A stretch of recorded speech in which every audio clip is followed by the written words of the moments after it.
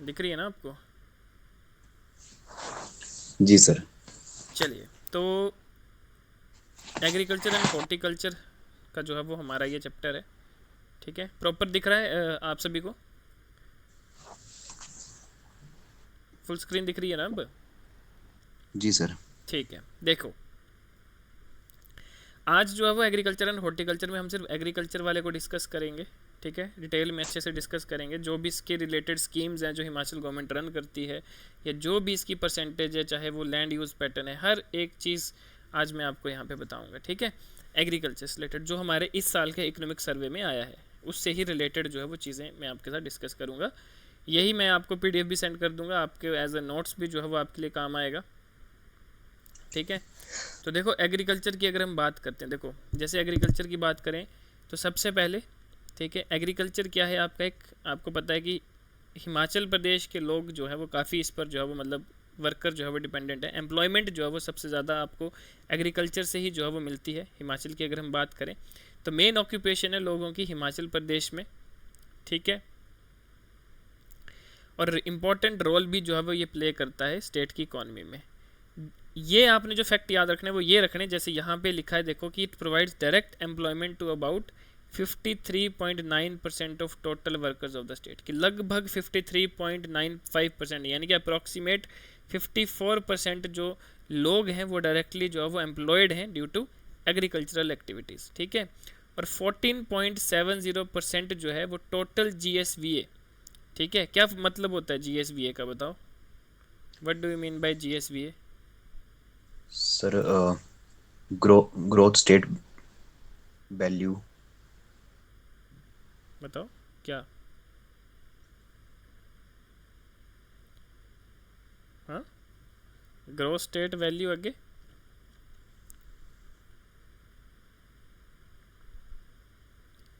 GSVA का लिख लो। देखो GSVA क्या होता है आपका, gross state value added. Gross state value added, what does it mean, होता क्या है वैसे? GSVA का मतलब क्या होता है? ग्रोस स्टेट वैल्यू एडेड का मतलब क्या होता है? क्या समझते हो आप इससे, ग्रोस स्टेट वैल्यू एडेड से? तो वो भी आपको पता होना चाहिए कि ग्रोस स्टेट वैल्यू एडेड क्या होता है। ये वो ऐसी चीज़ है जो कि मेज़र करता है total value of goods and services जो कि एक पर्टिकुलर स्टेट में प्रोड्यूस हुई है। ठीक है, जैसे जीडीपी होता है ना, जीडीपी क्या होता है? जीडीपी भी मेज़र करता है यही सब चीज़ें, लेकिन वो क्या करता है, कंट्रीज़ की आउटपुट से मेज़र करता है। और जीएसवीए क्या होता है, जो स्टेट की, कि यानी कि जो भी टोटल वैल्यू है गुड्स और सर्विसेज की जो स्टेट में प्रोड्यूस हुई है, ठीक है, उनको मेज़र करता है, दैट इज़ GSVA यानी कि ग्रोस स्टेट वैल्यू एडेड। तो लगभग 14.70% जो टोटल GSVA है वो कहाँ से आता है आपका, एग्रीकल्चर और उसके अलाइड सेक्टर से। ठीक है, अगर हम ज्योग्राफिकल एरिया की बात करें तो लगभग total out of the total geographical area 55.67 lakh hectare. ठीक है, एरिया ऑफ ऑपरेशनल होल्डिंग जो है वो दैट इज़ 9.44 लाख। ठीक है, जिसको ऑपरेट करते हैं लगभग 9.97 लाख फार्मर्स की, लगभग 10 लाख फार्मर्स जो हैं वो यहाँ पर जुड़े हैं। ठीक है, बाकी चीज़ें तो हम आगे भी आएंगे। ठीक है, एवरेज होल्डिंग साइज़ की बात करें तो 0.95 हेक्टेयर। देखो ये जो चीज़ें, ये फैक्ट लिखे ना, ये आपके प्रीवियस ईयर में पूछे हुए हैं, एक बार आपके उसमें आया था, लैंड यूज़ पैटर्न में ही आता है, आगे हम पढ़ेंगे इसको डिटेल में कि एवरेज होल्डिंग साइज़ कितना है, तो 0.95 हेक्टेयर का है। ठीक है, क्योंकि देखो 9.44 लाख हेक्टेयर जगह है, ऑपरेशनल होल्डिंग लैंड है, जिसको ऑपरेट कितने बंदे कर रहे हैं, कितने फार्मर्स करें, 9.97। तो एवरेज होल्डिंग साइज़ क्या हो गया, जब आप इस दोनों को आपस में डिवाइड करोगे तो एवरेज क्या आ जाएगी, 0.95 हेक्टेयर की। 0.95 हेक्टेयर जो है वो आपको लगा लो कि पर बंदे को मिल रही है। ठीक है, और डिस्ट्रीब्यूशन ऑफ लैंड होल्डिंग की अगर हम बात करें, ठीक है, तो लगभग 88.85% जो टोटल होल्डिंग्स है वो कहाँ के लिए बिलोंग करती हैं, स्मॉल एंड मार्जिनल फार्मर्स को। लगभग 10.85% होल्डिंग्स जो है that is owned bye semi medium and medium farmers, और ओनली 0.30% जो है वो लार्ज फार्मर जो है वो ऑन करते हैं। अब देखो यहाँ पे अगर हम बात करें जो कंट्रीब्यूशन है एग्रीकल्चर या सब सेक्टर की, ठीक है, जो एग्रीकल्चर सब सेक्टर है उसकी टोटल एग्रीकल्चर के हिसाब से देखा जाए तो क्या कहाँ पर जो है वो कितनी कितनी कंट्रीब्यूशन है। तो एग्रीकल्चर में भी देखो अलग अलग चीज़ें आती हैं, और उसके लाइट सेक्टर्स की अगर हम बात करें, जैसे क्रॉप्स वाला आता है, फॉरेस्ट्री एंड लॉजिंग आता है, फिशिंग आता है, लाइफ स्टॉक आता है, डेयरी फार्मिंग जिसको हम बोलते हैं, ठीक है। तो ये सारे लाइट सेक्टर्स हैं एग्रीकल्चर के। तो ये एग्रीकल्चर के लिए कितना कंट्रीब्यूट करते हैं, तो सबसे ज़्यादा जो आपका कंट्रीब्यूशन है दैट इज़ क्रॉप्स, 68.73 जो परसेंट है आपकी वो कंट्रीब्यूट करती है क्रॉप। फॉरेस्ट्री से 21.09, फिशिंग से 0.94 और लाइफ स्टॉक से 9.24। इनको हम आगे भी पढ़ेंगे, ठीक है। तो ये स्क्रीन नहीं चल रही। हाँ जी, सर एक ही दिख रहा है बस। क्या दिख रहा है? सर स्क्रीन प्ले नहीं हो रही है, एक ही स्लाइड है जो स्टार्टिंग की आपकी एग्रीकल्चर। अच्छा, अगली नहीं दिख रही है? No sir. ऐसा तो नहीं होना चाहिए। अब हाँ जी, अब देखिए सर। अब दिख रहा है। अब दिख रही है? अगली अगली स्लाइड दिख रही है? यस। यस। ये वाली दिख रही है, ये देखो, ये दिख रही है जो यहाँ पे लिखा है ग्रोथ ऑफ एग्रीकल्चर एंड सब सेक्टर। सर एक चार्ट है जिसमें Pie chart. Crops, life stock, fishing. अब तो मैंने इससे आगे कर दिया ना, इससे आगे वाली भी नहीं दिख रही। No sir. अब दिख रहा है? Yes sir, growth at agriculture ठीक एंड है। इट्स। तो अब यहाँ तक हमने ये चीज़ हमने डिस्कस कर ली ना, यहाँ तक हमने डिस्कस कर लिया ये, ठीक है, कि ये चीज़ें थी, ये आपने नोट डाउन कर लेना। एक ये पॉइंट, ठीक है, ये पॉइंट, और जो ये वाले चीज़ें लिखी हुई हैं इनको आपने नोट डाउन कर लेना, जो मैंने ऑलरेडी बता दिया आपको, ठीक है। उसके बाद कितना कंट्रीब्यूशन है एग्रीकल्चर सब सेक्टर का टोटल एग्रीकल्चर से रिलेटेड, वो आपने इसको नोट डाउन कर लेना है, ठीक है, जो मैंने ऑलरेडी आपके साथ अभी डिस्कस किया। अब यहाँ पर आते हैं हम growth of agriculture and it's सब सेक्टर, ठीक है, कि एग्रीकल्चर और उसके सब सेक्टर कितनी ग्रोथ है, क्या क्या कौन कौन से एरिया में जो है वो क्या क्या जो है वो आपकी परसेंटेज है, वो सारी चीज़ें। अब देखो अगर हम बात करें, ठीक है, तो एग्रीकल्चर और जो उसका लाइट सब सेक्टर है is estimated to increase by 3.0%, ठीक है, कि इतना एस्टिमेट किया गया है, ठीक है, अगेंस्ट ग्रोथ रेट ऑफ 2.63% जो कि पिछले 4 ईयर का था। और इस साल के जो 4 ईयर की अगर हम बात करें तो 3.07 जो है वो एडवांस एस्टिमेट जो है वो किया गया है।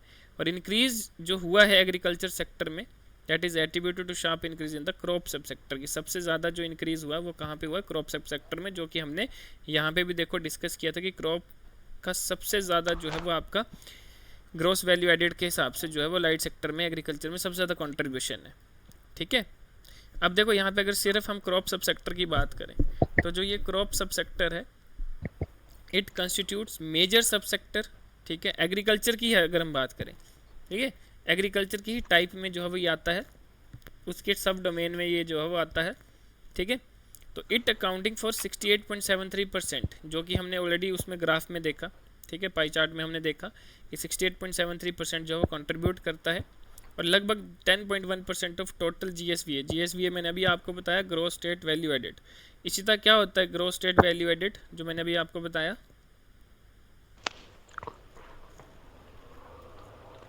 हाँ जी,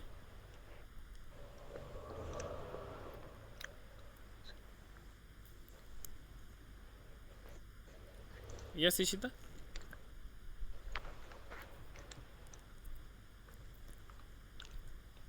अभी बताया ना मैंने आपको gross state value added, discuss तो किया अभी। आप थे नहीं क्या उस टाइम क्लास में?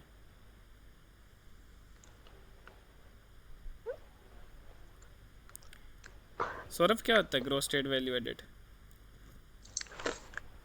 Sir the total value of all goods and services in the state.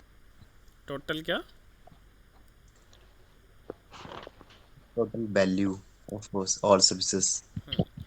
Total value जो गुड्स और सर्विसेज की प्रोड्यूस होती है विद इन अ स्टेट, ठीक है, तो उसको मेज़र करने वाली चीज़ है, ठीक है, that is gross state value added, ठीक, वो हमने ऑलरेडी डिस्कस किया। उसके बाद देखो यहाँ पे जो मतलब अगर हम बात करें कंट्रीब्यूशन जो लाइफ स्टॉक का है, फिशरी का है, फॉरेस्ट्री का है, वो भी यहाँ पर गिवन है, जो कि ऑलरेडी उस पाई चार्ट में भी गिवन था, है ना। ये सारी चीज़ें जो है वो आपने याद रखनी है। उसके बाद आपने देखना है कि जो डिपार्टमेंट ऑफ एग्रीकल्चर है इनकी 11 सॉइल टेस्टिंग लेबोरेटरीज़ हैं, ठीक है, जिसमें से 3 each fertiliser and seed testing laboratories, ठीक है, 3 जो है वो फर्टिलाइज़र और सीड टेस्टिंग लेबोरेटरीज़ हैं, 2 जो है वो बायो कंट्रोल लेबोरेटरीज हैं, 1 जो है each state pesticide testing laboratory and bio fertiliser production and quality control laboratory in the state. तो टोटल जो है 11 सॉइल टेस्टिंग लेबोरेटरीज जो है वो हमारे एग्रीकल्चर डिपार्टमेंट में आती है। ठीक है, ये आपने याद रखना है। अब देखो यहाँ पे ये भी कई बार क्वेश्चन जो है वो अगर डेप्थ में आए तो ये भी आ सकता है कि जो फूड ग्रेन्स का कंट्रीब्यूशन है तो लगभग 41.75% रहता है। कमर्शियल क्रॉप्स जो है वो कंट्रीब्यूट करता है लगभग 58.2% of the total crop production. ठीक है, तो ये कुछ आपने चीज़ें जो है वो याद रखनी है। उसके बाद लाइफ स्टॉक की बात करें, ठीक है, तो लाइफ स्टॉक जो है वो रूरल इकोनॉमी में जो है वो बहुत बड़ा रोल प्ले करता है, स्पेशली स्मॉल और मार्जिनल फार्मर्स को।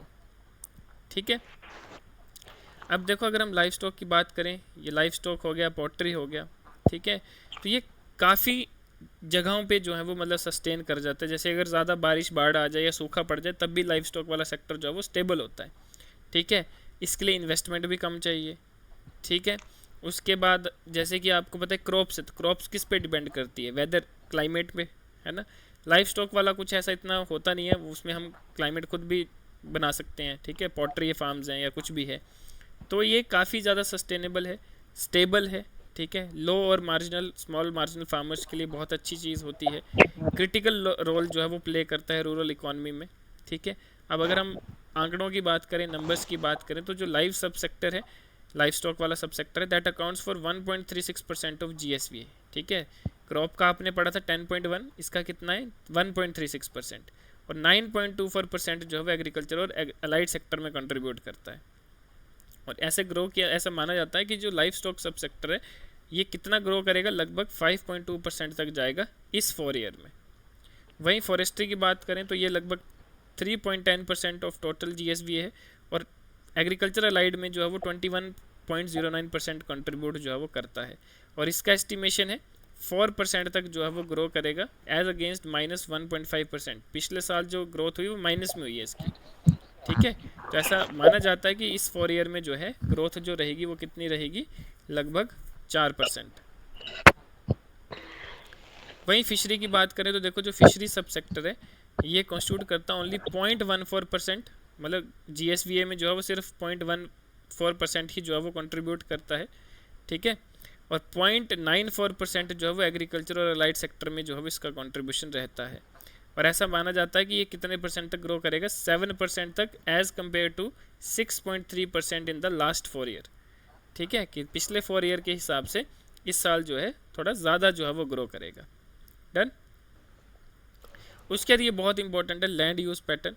आपको एक बार क्वेश्चन आया था लैंड यूज़ पैटर्न का, ठीक है, कि ये नेट एरिया सोन कितना होता है, फॉरेस्ट कितने % है। ठीक है, उसके बाद आपका ये सारी चीज़ें यहाँ से पूछी जाती हैं। तो देखो अगर हम बात करें तो हिमाचल प्रदेश का जो रैंक रहा है वो 17th रहा है। ठीक है, मतलब इंडिया में, और 126 रहा है वर्ल्ड में, विद जोग्राफिकल एरिया ऑफ 55,673। ये एग्जैक्ट एरिया है as per the government data, 55,673 square kilometre. ठीक है, और इस टोटल जोग्राफिकल एरिया में अगर हम बात करें तो 11.49% ऑफ एरिया जो है वो किसके अंडर आता है, नेट सोन एरिया। ये देखो, ये नेट सोन एरिया एक बार प्रीवियस ईयर में भी पूछा गया था। ठीक है, कि नेट सोन एरिया में कितना % आता है आपका, 11.49, और around 24.55% is under forest coverage. तो ये आपने याद रखना। देखो फॉरेस्ट की अगर हम बात करें तो 24.55% जो है वो फॉरेस्ट एरिया जो है वो आपका रहता है हिमाचल में। तो अगर कभी भी एग्ज़ाम में क्वेश्चन आए या किसी भी उसमें, तो पता होना चाहिए आपको कि हिमाचल में फॉरेस्ट एरिया कितना है। ठीक है, land put to non agriculture use, जो कि नॉन एग्रीकल्चर यूज़ के लिए दैट इज़ 7.98%, फैलो लैंड जो है 1.5%, और बैरन एंड अनकल्टिवेबल लैंड जो है वो 16.73% जो है वो आपकी रहती है। ये आपने फिगर जो है वो पढ़ना है, इसको याद कर लेना है। ठीक है, मेन चीज़ें इसमें यही है कि नेट सोन एरिया कितना है, फॉरेस्ट एरिया कितना है, फैलो लैंड कितनी है। ठीक है, ये चीज़ें जो है वो मेनली आपने याद रखनी 3-4, जहाँ से क्वेश्चन पूछा भी जा चुका है आपके एग्ज़ाम में। ठीक है, अब आती हैं स्कीम्स। ठीक, लिखो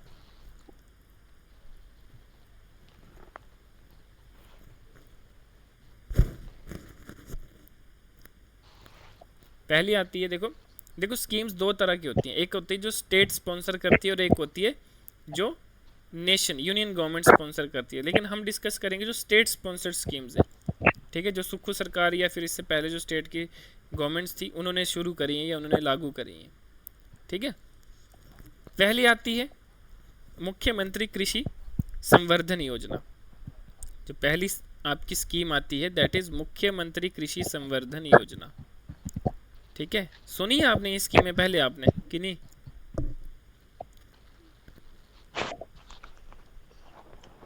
नहीं सुनी होगी, ठीक है, चलो कोई बात नहीं, ठीक है। तो मुख्यमंत्री कृषि संवर्धन योजना का क्या मतलब है, देखो इसी के अंडर जो है वो अलग अलग ऑब्जेक्टिव्स के अंडर, अलग अलग एक्टिविटीज़ के अंडर जो है वो मतलब स्कीम्स चलाई जाती हैं, जो इसी नाम के अंडर जो है वो चलाई जाती हैं, ठीक है। और उन सबको मर्ज करके उनका नाम दे दिया गया मुख्यमंत्री कृषि संवर्धन योजना, ठीक है। ताकि जो भी हमने छोटी मोटी स्कीमें चलाई हैं, मतलब मेनली आपने याद रखना है कि जो ये आपकी मुख्यमंत्री कृषि संवर्धन योजना है, ये अलग अलग छोटी छोटी एक्टिविटीज़, कॉमन ऑब्जेक्टिव्स जिनके मैच करते हैं, ठीक है, ऑब्जेक्टिव जिनके कॉमन है, ठीक है। तो on the basis of recommendation of experts, जो हमारे मेन एक्सपर्ट्स बंदे होते हैं, ठीक है, हायर ऑफिसर्स होते हैं, उनकी रिकमेंडेशन में उन सभी छोटी छोटी स्कीम्स को इकट्ठा करके क्या बना दिया, मुख्यमंत्री कृषि संवर्धन योजना, ठीक है। ये स्कीम जो है वो आपकी बना दी, ठीक है। अब इस स्कीम के अंडर क्या है, कितना बजट जो वो प्रोविजन है 2024-25 का, वो है 35 करोड़, ठीक है। 35 करोड़ जो है, अपना माइक बंद कर लो यार, खड़खड़ बड़ा हो रहा है आपके माइक में, जिसका ऑन है ना बंद कर लो, जब कुछ पूछना होगा ना तब ऑन करना, ठीक है, नहीं तो नॉइस बड़ी करता है। तो बजट प्रोविजन कितना है इसका, 35 करोड़ जो है वो इसके अंडर है, ठीक है। देन सेकंड स्कीम की अगर हम बात करें तो वो है मुख्यमंत्री कृषि उत्पादन संरक्षण योजना, ठीक है, ये भी इम्पोर्टेंट है। इसके अगर हम बजट प्रोविजन देखें तो 40 करोड़ का जो है वो बजट प्रोविजन है, ठीक है। अलग अलग जो है वो इसमें जो है वो मतलब कंपोनेंट्स हैं, ठीक है। इसमें देखो मेनली क्या है कि जो आपको पता है कि जंगली जानवर होते हैं, बंदर होते हैं, ये क्रॉप प्रोडक्शन के लिए बहुत बड़ा एक चैलेंजेस होते हैं, क्योंकि ये क्या कर देते हैं, क्रॉप्स को डैमेज कर देते हैं, ख़राब कर देते हैं, जिसकी वजह से जो किसानों को जो है वो काफ़ी लॉस हो जाता है। तो इसी संदर्भ में क्या हुआ कि जो एग्रीकल्चर डिपार्टमेंट है उन्होंने ये स्कीम चलाई, मुख्यमंत्री खेत संरक्षण योजना 2016-17 में, ताकि जो फार्मर्स की क्रॉप्स है उसको प्रोटेक्ट किया जाए इनसे, ठीक है। अब जो है इस स्कीम को किसका कंपोनेंट बना दिया, मुख्यमंत्री कृषि उत्पादन संरक्षण योजना, ठीक है। और फेंसिंग जो है वो बोला गया कि यहाँ पर क्या करना है, known by the name of बदबंदी, जिसको बोलते हैं फेंसिंग, यानी कि खेतों में जो फेंसिंग लगा दो। तो फेंसिंग के लिए क्या होती है, सरकार पैसा जो है वो स्पॉन्सर करती है, ठीक है, कुछ परसेंट जो है वो आपका रहता है, सब्सिडी जो है वो लगभग 70%, यहाँ पे लिखा देखो कि there is a provision of 70% subsidy to the farmer for installation of solar fencing या इंटरलिंक चेन फेंसिंग या composite interlink chain solar fencing या बारबर्ड वायर फेंसिंग, ठीक है। जो भी रिक्वायरमेंट होगी उस हिसाब से फार्मर जो है वो फेंसिंग लगा सकता है और 70% तक जो है वो सब्सिडी किसानों को दी जाएगी, ठीक है।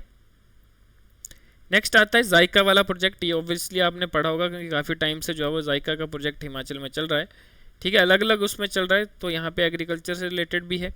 एग्रीकल्चर से रिलेटेड क्या है कि जो Himachal Pradesh crop diversification promotion project है, यानी कि HPCDP, जो कौन इसको जो है एड कर रहा है, फंड कर रहा है, जापान इंटरनेशनल कॉर्पोरेशन एजेंसी यानी कि जायका, ठीक है।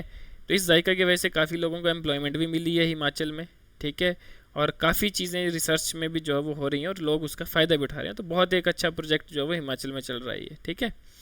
तो इसके अलग अलग फेस हैं, फेस 1, 2, 3 है ना। तो ऐसे अभी इस साल भी मेरे ख्याल नया जो है वो विज़िट हो रही है जायका वालों की, तो कुछ नई चीज़ें भी जो है वो लेकर आएंगे ये। तो काफ़ी इसका जो है मतलब अगर हम बात करें, लगभग ऑल डिस्ट्रिक्ट में जो है वो इसके प्रोजेक्ट्स चल रहे हैं, लगभग 1000 करोड़ के आसपास 9 साल के पीरियड के लिए, ठीक है। MOU साइन हुआ था, कब हुआ था, 26 मार्च 2021 में, ठीक है। इसमें अलग अलग कंपोनेंट आते हैं, जैसे सोलर इलेक्ट्रिक फेंसिंग का आता है, ठीक है, फार्मर सपोर्ट कंपोनेंट आ गया, ठीक है, value chain and market development component आ गया, इंस्टीट्यूशनल डेवलपमेंट कंपोनेंट आ गया। तो अलग अलग छोटे छोटे कंपोनेंट्स जो है इसमें इन्वॉल्व है। हालांकि ये फॉरेस्ट से रिलेटेड भी चल रहा है, एग्रीकल्चर से भी चला है, हॉर्टिकल्चर से रिलेटेड भी चला है। तो अलग अलग मतलब आपके प्रोजेक्ट्स जो हैं वो जायका के चल रहे हैं अलग अलग डिपार्टमेंट्स के साथ, ठीक है। देन नेक्स्ट आता है आपका मुख्यमंत्री किसान एवं खेतीहार मजदूर जीवन सुरक्षा योजना। लिखते रहो साथ साथ में। वैसे तो मैं आपको पीडीएफ भेज दूंगा ये, लेकिन आप भी लिखोगे तो बढ़िया है, खुद लिखोगे हाथ से तो है ना, नोट्स बनाओगे तो याद रहेंगे। अब देखो मुख्यमंत्री किसान एवं खेतीहार मजदूर जीवन सुरक्षा योजना, इसमें क्या आता है?